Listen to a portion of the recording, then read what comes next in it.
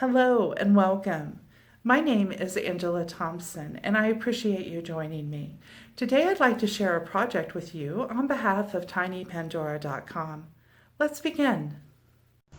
Today I'm going to show you how I made these beautiful fantasy floral pieces. One of my other pastimes is acrylic pour painting, and I have adapted some of those techniques to work with liquid polymer clay. Today I'm going to show you 6 variations of this style, which is called a string pull, and then I'm going to show you how I finish the pieces by making one piece into a pennant and another piece into a brooch.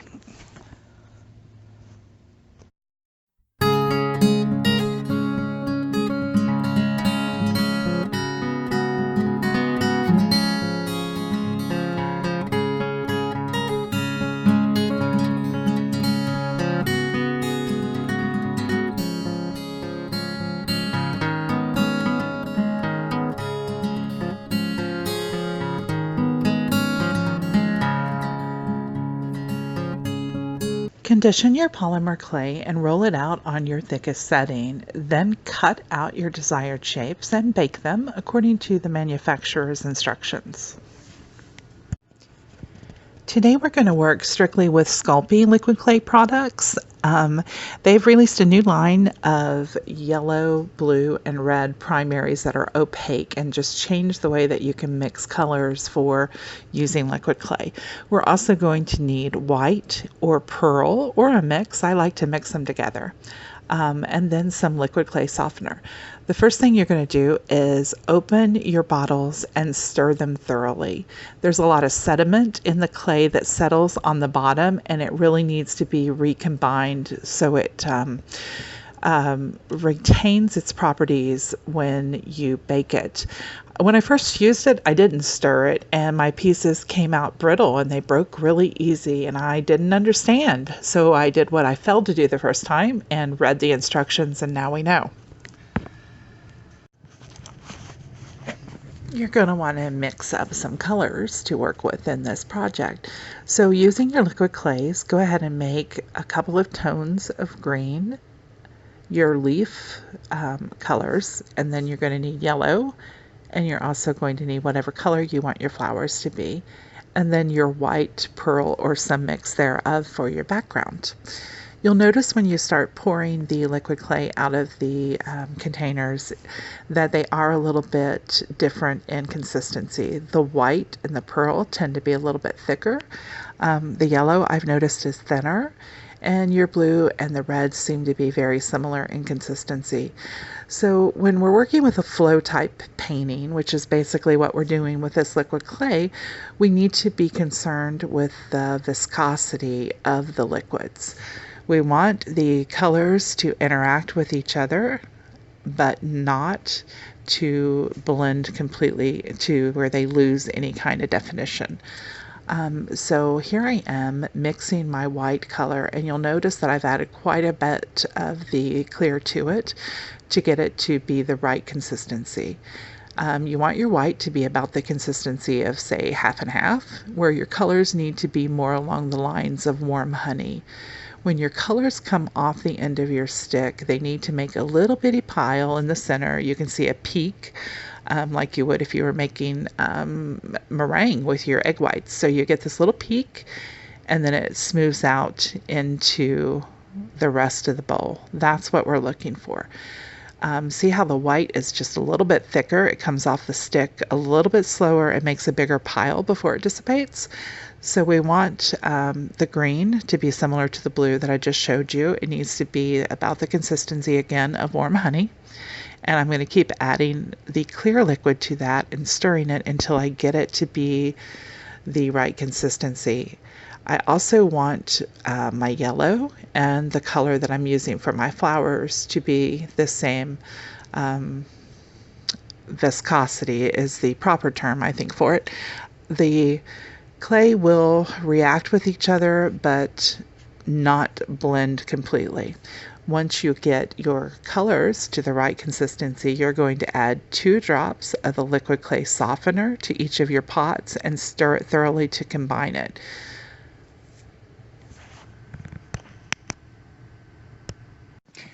Now, just a note, when I say colors, not your white, you do not add liquid clay softener to your white. We don't want that reaction that it will cause. So we're going to take a look at this yellow again because I know that the paint flow is the critical part to this, and that's the part you want to get right. So you're looking again for warm honey. It's just making a tiny little pile in the center, and then it dissipates. This darker green is really, really thick, and you can see that I'm having a little trouble stirring it. But once I get it all stirred and recombined, it is the proper consistency. It just has a tendency to separate. Any of your primary colors do that with the Sculpey liquid clay. So it's important that you stir and stir often. So now that you've got your colors mixed, we're going to line them up on a tile. We're going to decant them onto this tile because it's just an easier work surface because we're dealing with dipping thread. And we want to be able to control the thread, and we don't want our fingers all on the liquid clay. So I found that putting them out on the tile in this kind of line gives me a natural way to dip the middle of the thread, which is what I'm working with, and keep the mess off of my hands. It also allows me to have a little bit more control. It lets me go back and forth with the thread, and that helps load it. So make a line on the tile with all your colors. Next, you're going to take your oven-safe vessel, which is what you're going to use to hold your base while you bake it. Roll up some painter's tape and put it on the top. You want it to be sticky on both sides so you can press the cabochon or your base into the top of it and it holds it. It's just easier than trying to lift a base full of liquid clay off of a flat surface. That's very messy. Okay, so press in your cabochon or your base onto the top of the tape and make sure it's stable. And then you're going to put a coating of the white or pearl on it. Our technique is wet on wet, so we need that white base down to work. Now hold your thread on either ends with your fingers. It should be 6 to 8 inches long and a comfortable length for you to use. Drag it back and forth through the paint. Now you're going to lay it down onto your clay. See the little dots of clay clinging to the thread? That's what we're using to make this technique. All right, see how it gives you little dots? And then we're pulling it micro movement here, just a tiny little bit back toward you, toward the base of it. And that splits the dots of paint down the center. And then it elongates the bottom a little bit. So you end up with this little heart shape type thing, which in our little instance here, it's a leaf. And that's what we're going to do. So lay in several lines of the darker green first. Let's see if we can zoom in. There we go. Okay, so that gives you a better view. Sorry for the camera wobble. It's all on one table and my floors aren't even in this old house, so everything wobbles. Load your thread with more clay, drop it down. You see the little dots? Pull it slightly towards you. They become leaves like a heart shape. See the center section here? That didn't quite have enough clay on it.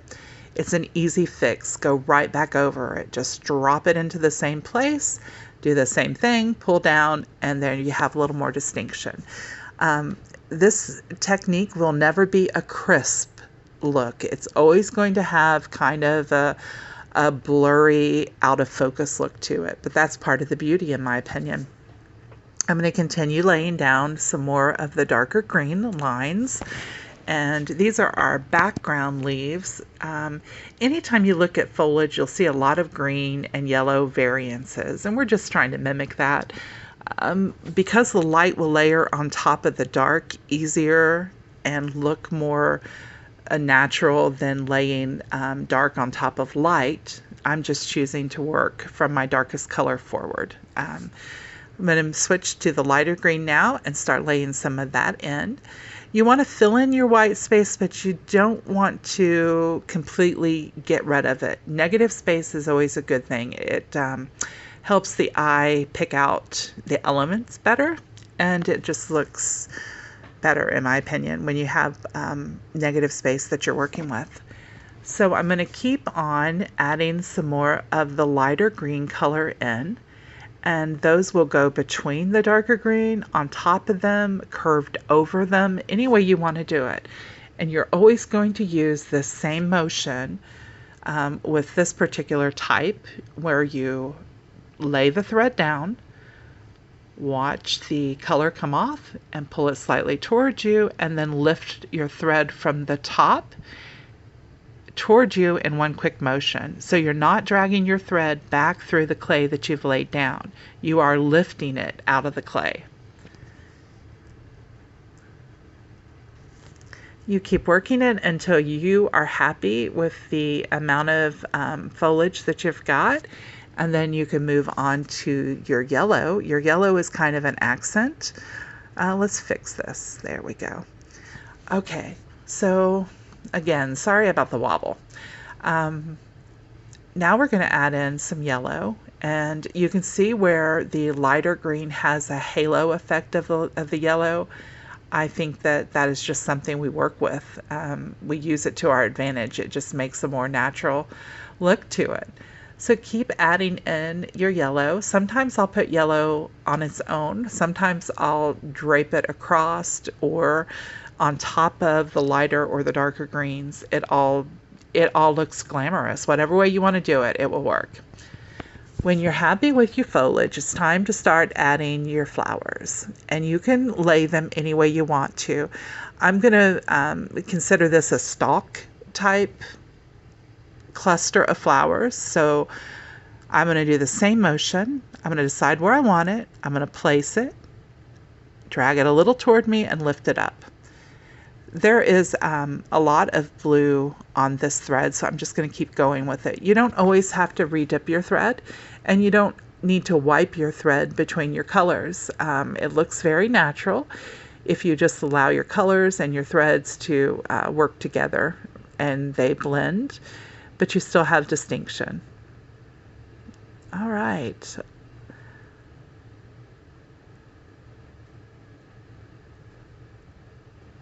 And I think that we'll call this piece a wrap. So let's fix one more thing. There we go. And now I'm going to bake it. Bake these pieces immediately. This is what it looks like after it's baked, and it has a coat of magic gloss. And this one I made into a brooch, and that's how the back looks.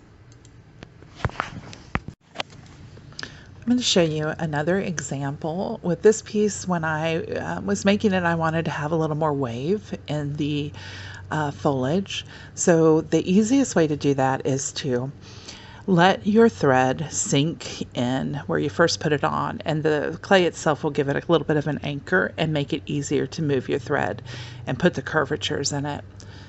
So I just wanted to have a visual motion within the wave of the foliage and how it was going. So I'm going to lay in the different colors of the greens, and then I will put some yellow in as well. I always think that the more tones you have, the more believable the piece looks. Remember that anytime it doesn't quite have enough liquid clay on it, you can always reapply the thread right back into the same area. And this piece, we're going to put some red flowers on it. I was kind of envisioning just meadow flowers, basically. So we're going to use the same motion, drops, put it down, slight pull towards you, lift it back up.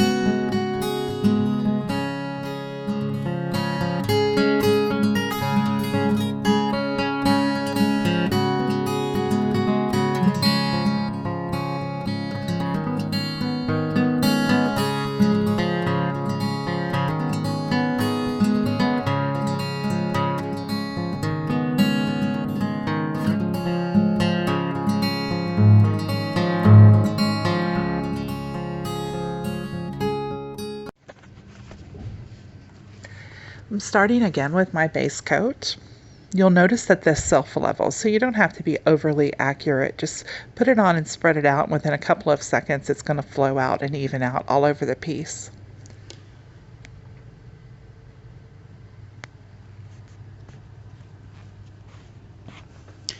On this type of pool, once you load your thread and you lay it down, you're not going to do the motions that we've been doing before. This time you're going to pull the top of the string back on itself and drag it through the clay. It just gives a little bit more of a stalk look to your vegetation instead of a vine and leaves. So I'm going to lay in some darker green. And what I'm going to show you this time is kind of a variance on like a trumpet flower. And that flower is pretty big and takes up a lot of the space. So we just want some background vegetation colors to support the visual impact of it being a floral. So I'm going to continue laying in my yellows and greens.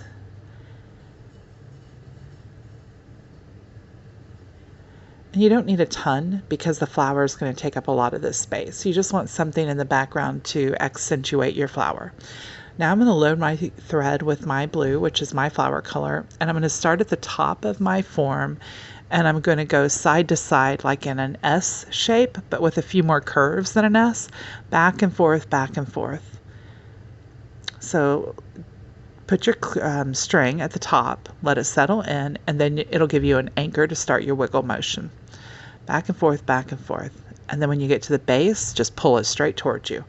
Don't lift it or anything like that, just one pull.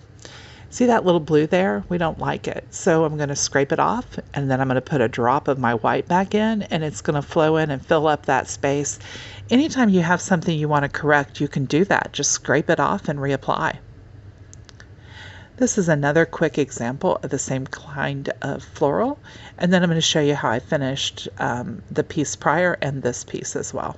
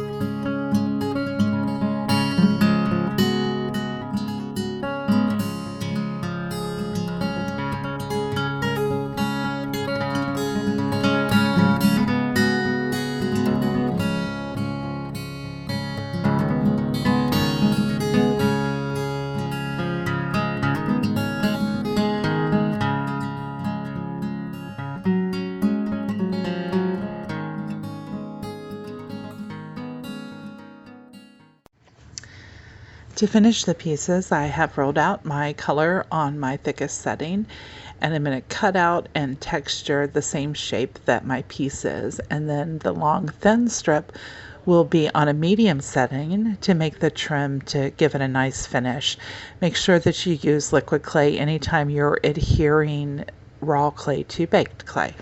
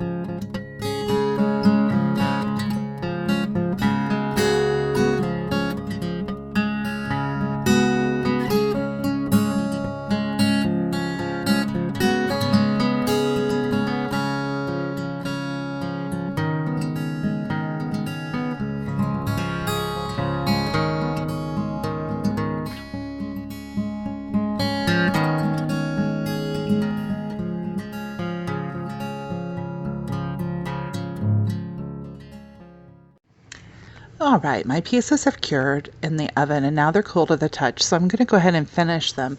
The first thing that I want to do is take an alcohol wipe and thoroughly wipe off the top of the pieces. Sometimes the clay softener can leave a little bit of a residue, which could cause some cloudiness in your top coat. So go ahead and wipe them really well and let them dry. I'm going to finish these two pieces with the Lisa Pavelka Magic Gloss. You can get that at tinypandora.com. The first thing that I want to do is the edges. Pandora showed us this trick a while back, and if you outline your pieces and pre-bake that, it prevents a little bit of that pulling away that any kind of self-doming resin will do. So I'm going to do the outline around the edges and then cure them under my UV lamp for 10 minutes.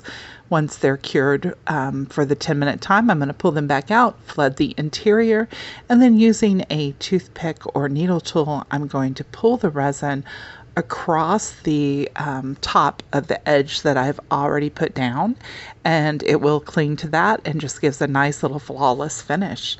Then they'll go back into my UV oven. I like to cure them for about 20 minutes, and then they will be done and ready to wear. I hope that you've enjoyed this technique and this video. There is a PDF available at tinypandora.com to accompany this video. Also, let me know if you've got any questions. I'm looking forward to hearing your comments. Thanks for your time. Bye.